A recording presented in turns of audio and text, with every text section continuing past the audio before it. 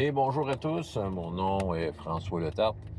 Bienvenue sur ma chaîne JDR des 30, une chaîne consacrée aux jeux de rôle sur table avec une vie de rôliste. Et ouais, je vais répondre à la question du samedi de coup critique en fait, qui est une mécanique de jeu qui amène les joueurs à prendre des risques. C'est ça. C'est ça, c'est celle qui amène, peut-être la meilleure, là, les autres, ils veulent la meilleure. Écoute, je vais en partager quelques-unes en vrac.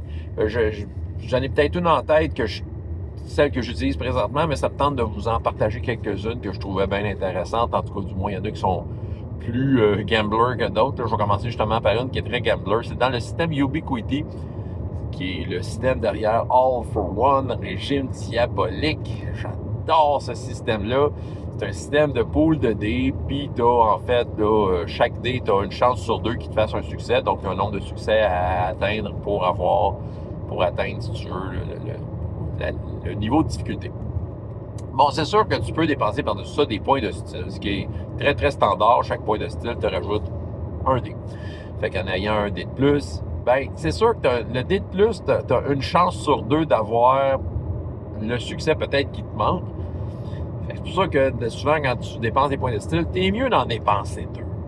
C'est question de peut-être plus te donner une chance. C'est vrai que même, tu sais, ça garantit rien. Là. À 2D, tu peux avoir un gros zéro pareil, là, mais bon, tu sais, du moins, ta chance sur deux est multipliée par deux. Okay, vous comprenez le principe? Fait que c'est sûr que les points de style, des fois, c'est une dépense, c'est une ressource qui est très... quand tu dépenses, qui ne te garantit rien. C'est une genre de prise de risque. Mais il y a aussi une autre règle, que je me souviens plus comment qu'ils l'appellent, mais moi, j'étais le seul joueur qui utilisait ça, puis les joueurs, ils se payaient bien ma tête une fois que je l'utilisais, parce que clairement, les maths de ça sont pas bonnes. C'est clairement, tu te dis, tu te fais avoir, mais... mais pas grave. C'était très, très gambler, OK? Je me souviens pas comment elle s'appelle, là, mais mettons là, que tu avais une difficulté X, une difficulté 4. Mais tu pouvais, si tu veux, volontairement augmenter la difficulté de 1, mais tu rajoutais 2 dés à ton pool. C'est pas un si bon trade que ça. Parce que ça marchait jamais. Ah non, vraiment, là, on se plantait. Je me plantais à chaque fois, mais bon, je me disais, regarde, j'augmente la difficulté de 3, puis là, ça va rajouter à 6 dés, puis tu sais, c'est ça. C'est parce que dans ce jeu-là, tu roules tellement la moyenne que, tu sais, clairement, si en partant, tu sais, tes chances étaient mauvaises, veut dire, tes chances n'étaient pas tant meilleures que ça. Fait que c'est sûr que quand t'embarquais là-dedans, c'est parce que t'étais vraiment un bel prix. Puis moi et mon personnage, prise cœur, ça mettait dans toutes sortes de situations. Fait que, tu sais, je m'amusais à utiliser cette mécanique-là, ben, je la trouvais bien drôle. C'est sûr que si je rejouais à ça, je m'empêcherais pas. Ben, c'est ça. Écoute, je vais aller faire un petit tour vers Défi Fantastique. Écoute, c'est extraordinaire jeu de rôle-là qui en fait reprend les livres dont vous êtes le héros de la série Défi Fantastique. Et tu as parmi tes 3 caractéristiques de base, habileté, endurance et chance. Chance, souvent, c'est le meneur de jeu qui, pour une raison quelconque, décide, tente ta chance. Un peu comme dans un livre dont vous êtes le héros, va te le dire de le faire.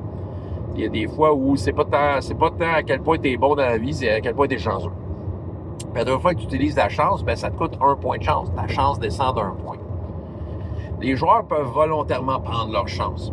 Donc ça, c'est sûr que c'est une genre de prise de risque.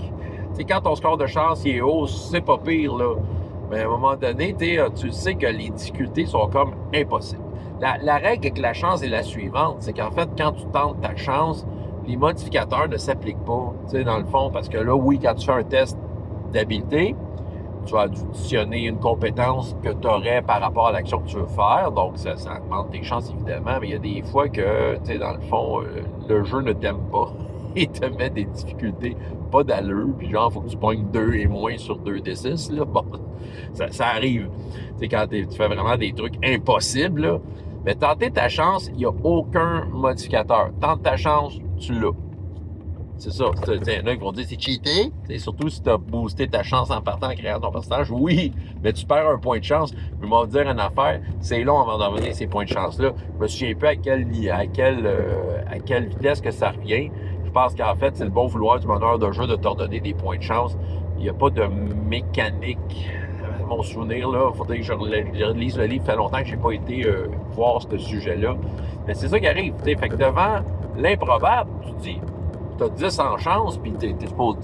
Tu sais, normalement, mettons ton test, c'est faut que tu pognes 3 et moins, là. Bon, mais non, je vais prendre ma chance. Tu n'es pas plus fou qu'un autre, mais tu perds ton point de chance. C'est ça, la prise de risque n'est pas trop élevée à ce moment-là. Mais, tu sais, on va te dire une affaire, j'en ai fait des aventures avec des joueurs où est-ce que, oh, je vais prendre ma chance. Tu sais, donné, ta chance, c'est frite.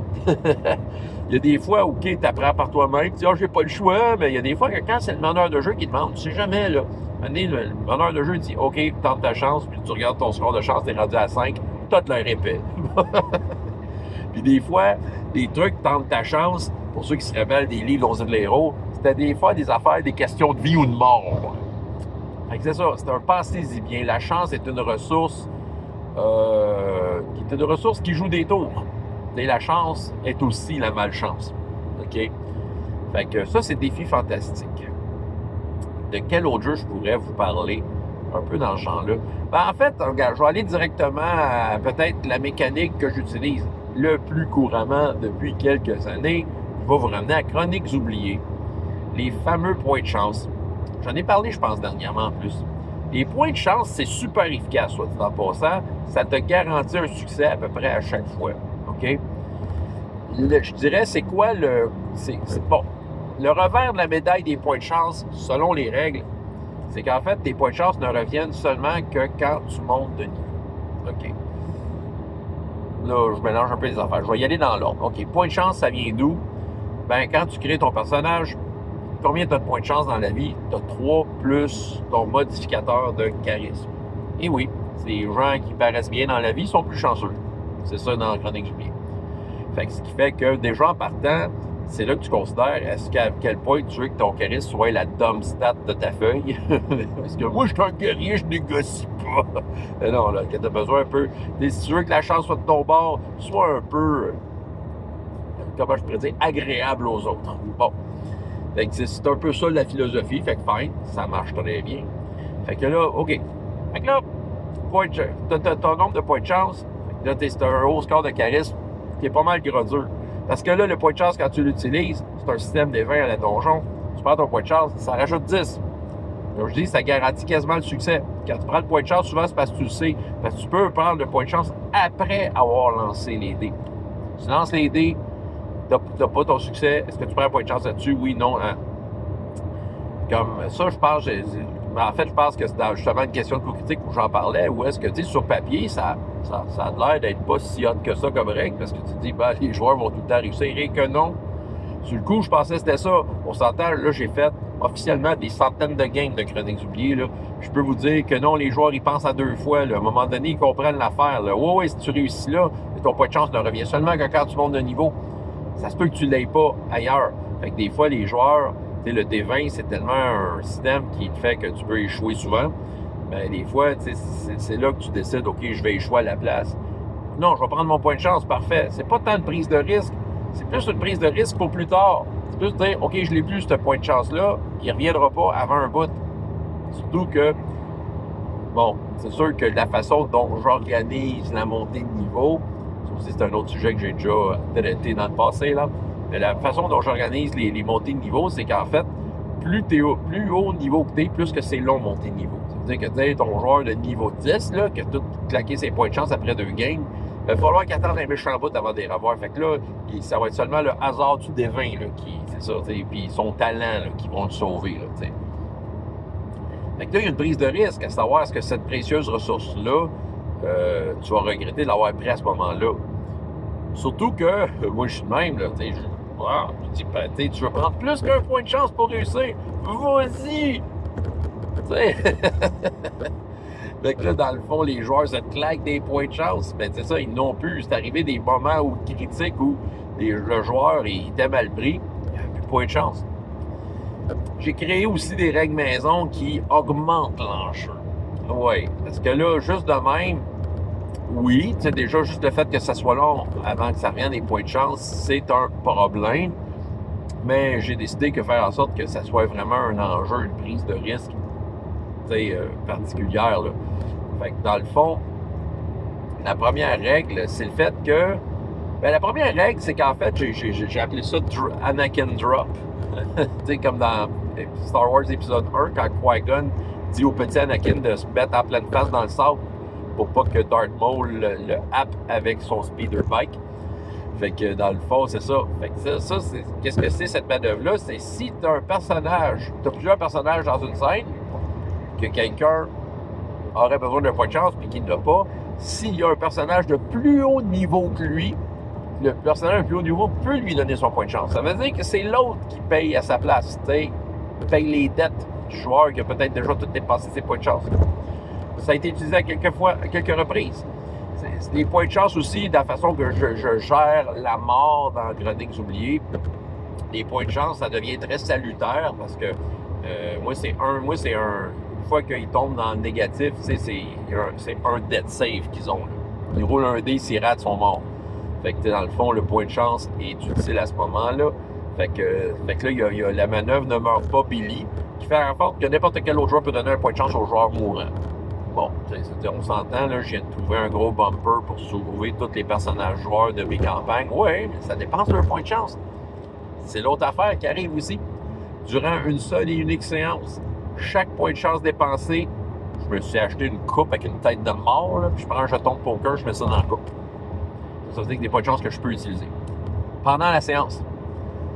C'est ça. Vu que j'ai des séances là, dans mon format, vu que des séances qui durent 45 minutes, là, ben c'est ça. À la fin, les points de chance que j'ai cumulés, je les perds. C'est bon pour la séance, seulement pour moi. Fait que les joueurs sont stratégiques parce que des fois, ils n'osent pas utiliser des points de chance en début de séance, mais des fois, il reste 5 minutes puis ils le savent. Fait que ça, c'est là des fois qu'ils sont dépensiers parce qu'ils savent que j'aurais peut-être pas le temps, moi, de les utiliser, mes points de chance. C'est ça. Fait que là, il y a comme de quoi de très méta qui se passe autour de la table, mais j'avoue que c'est ça, ça met du poids dans ce qu'on essaye de faire. Moi, je l'aime, ma mécanique. Je trouve ça très cool. Puis il y a bien des fois où, justement, il y a des joueurs où le petit gobelin poche, ben, qui devait pas réussir quelque chose, mais soudainement réussit quelque chose. Parce que j'avais des points de chance pour lui. Tu sais, j'y vais logique. Tu sais, des fois, c'est ça. Ça devient une adversité claire. Moi aussi, j'ai droit à des points de chance. Ben, c'est les points de chance que vous me donnez. Appliquez ça dans une vraie campagne. J'y ai pensé, parce que si un jour je tombe dans une vraie campagne de Chroniques oubliées dans laquelle on joue plus qu'une heure de la shot, donc 2-3 heures, là, ben, je pourrais peut-être mettre un timer, puis dire à chaque heure je vide ma coupe. C'est ça. Ou en tout cas avoir un trigger qui fait que ma coupe se vide. Dans le fond, j'ai pensé à des affaires. C'est sûr que je suis pas rendu là, ben j'en fais pas de ce genre de campagne-là, mais j'y ai pensé un peu. Fait que c'est sûr que le risque ici, en fait, en tout et pour tout, dans Chroniques oubliées, le risque ici, c'est de dire, OK, le point de chance que j'utilise là, c'est un point de chance que j'aurais besoin d'un autre moment, t'sais. Puis, parce que sachant que ça va être long avant que ça revienne. Puis, j'utilise pas, je sais qu'il y a des règles optionnelles, comme de quoi le meneur de jeu peut octroyer un point de chance à un joueur, parce qu'il a fait une bonne blague ou qu'il a amené la pizza, là. Non, moi, je vois pas là-dedans.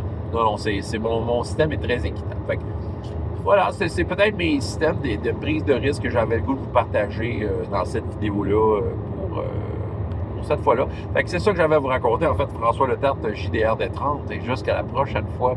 Ayez autant de plaisir dans la vie, dans les jeux. Au revoir.